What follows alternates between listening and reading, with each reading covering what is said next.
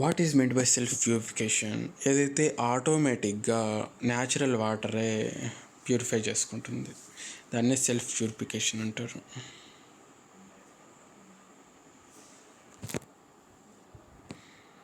Various natural forces of self purification, ఒకటి physical, ఇంకొకటి chemical forces.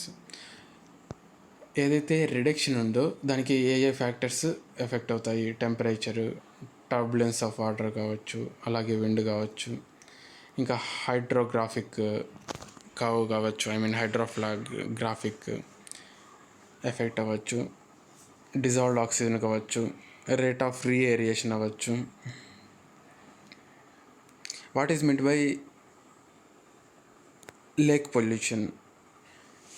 ప్రిమ్ lake pollution, domestic sewage as well as industrial sewage, అవి రెండు గానే ఉంటాయని దాన్ని ప్రిమ్ లేక్ పొల్యూషన్ అంటారంట. What is meant by oxygenation curve? Oxygenation curve అంటే depletion of a dissolved oxygen with time. Dissolved oxygen ఎంత తగ్గుతూ వస్తుంది విత్ రెస్పెక్ట్ టు టైమ్, దాన్ని డి అంటారు. అంటే రీఆక్సిడేషన్ కర్వ్ అంటే ఇంక్రీజ్ వస్తుంది అనమాట. How the river training how the river maintenance its clearness how the river maintaining its clearness. Sorry for the interruption. ఏదైనా తప్పులు అలా ఇలా ఉంటే గన క్షమించండి, సారీ. ఎక్కడది?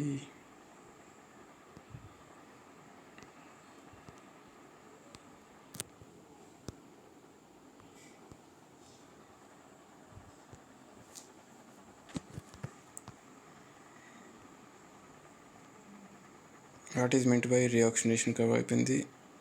What is meant by reoxidation curve అంటే అది చెప్పాను కదా ఇందాక, దాన్ని counteractive balance dissolved oxygen due to in order to counterbalance the consumption of your dissolved reoxidation atmosphere suppression water process is called reoxidation.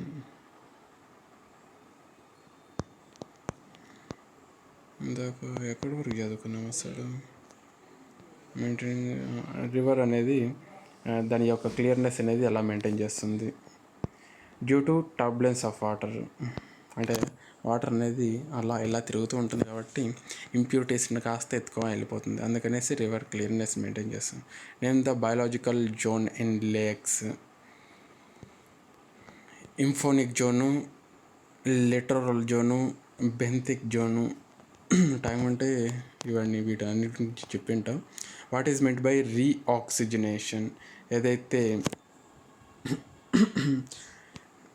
counterbalance the consumption of your dissolved oxygen due to deoxidation. ఏదైతే డీఆక్సిడేషన్ జరిగిపోయిందో దాని తర్వాత దానికి counter balance చేయాలి కదా, దానికి సంబంధించిన oxygen content ఎంతైతే with respect to time increase అవుతుంది, దాన్ని రీఆక్సిజనేషన్ కర్వ్ అంటాడు. What is mean by zone of recovery? Zone of recovery అంటే it tries to recover its degraded conditions. దాన్ని టైం ఒక జోన్ ఆఫ్ రికవరీ అంటే ఏదైతే డిగ్రేడెడ్ కండిషన్స్లో ఉన్న కండిషన్స్ని ఒక జోన్ ఆఫ్ రికవరీలోకి తేవాలి అంటే, ఇది చెప్పాలంటే కొద్దిగా కన్వీనియన్స్ ప్రాబ్లం అవుతుంది.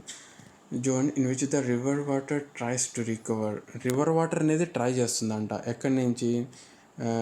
Degraded conditions to zone of, అంటే ప్రాపర్ ఫార్మర్ అపిరెన్స్ కోసము, దాన్ని జోన్ ఆఫ్ రికవరీ అంటారు.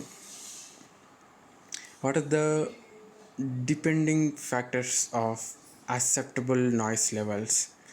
నేచర్ ఆఫ్ ఎ నాయిస్ కావచ్చు, types of a noise, use of building కావచ్చు,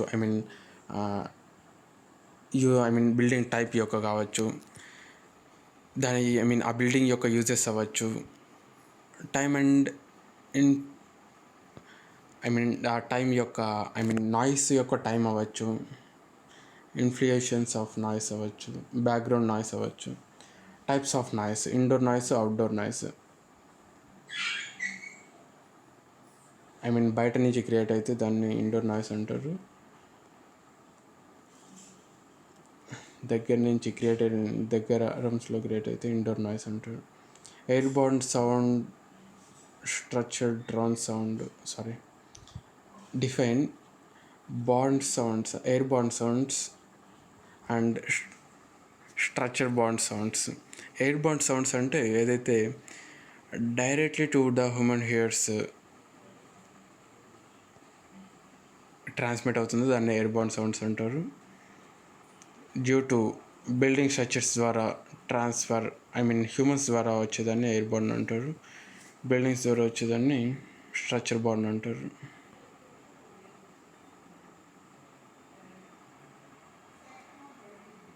ట్రాన్స్మిటెడ్ ఇన్ ఎయిర్ బాండ్ అంటే ఎయిర్లో ట్రాన్స్మిట్ అవుతుందంట. Okay. The effective control of noise pollution. ఈ protection AIDS కావచ్చు, design of doors, Windows అంటే certain materials use చేయడము, town planning కానీ, planting trees కానీ, అవన్నీ కంట్రోల్ మెజర్స్ అనమాట. Sources of air pollution. Natural sources, man-made sources రెండు ఉంటాయి. న్యాచురల్ అంటే ఏదైతే న్యాచురల్ సోర్సెస్ ఉంటాయో వాటిని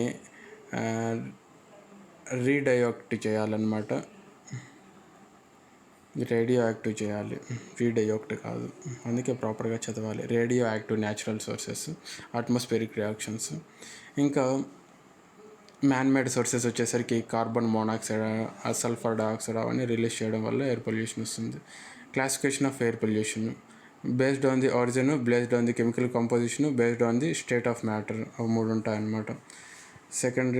primary and secondary air pollutants ఉంటాయి. అవి based on the origin. Organic compound, inorganic compound, అవి based on the chemical composition. Based on the state of matter వచ్చేసి పర్టిక్యులేట్ ఆర్ గ్యాసియస్ అనమాట. Effect of air pollution. Air pollution వల్ల ఏమవుతుంది? Vegetation damage అవుతుంది, human health damage అవుతుంది, atmosphere damage అవుతుంది, biological effect అనేది జరుగుతుంది అన్నమాట. Pollution effects of materials. Pollution effects on materials. Air pollution effects on materials మీద అబ్జర్ప్షన్ జరుగుతుంది, డిపాజిషన్ జరుగుతుంది, రిమూవల్ జరుగుతుంది, డైరెక్ట్ కెమికల్ అటాక్ జరుగుతుంది, ఇండైరెక్ట్ కెమికల్ అటాక్ జరుగుతుంది, అలాగే కొరక్షన్ కూడా జరుగుతుంది అనమాట. ఫిజికల్ ప్రాపర్టీస్ ఆఫ్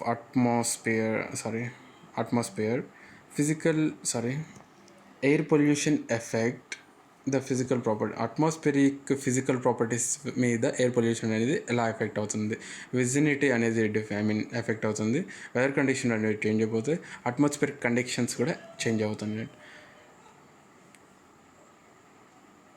ఎరోజాయిల్స్ అంటే natural organic include liberated by volcanic action. ఏదైతే వాల్కనిక్ యాక్షన్ వల్ల ఏదైతే స్మోక్ కానీ, ఫారెస్ట్ ఫైర్స్ కానీ, ఇంకా ఏదైతే ఎరోషన్ ఆఫ్ రాక్స్ కానీ వాటి వల్ల వచ్చేదాన్ని ఎరోసాయిల్స్ అంటారు.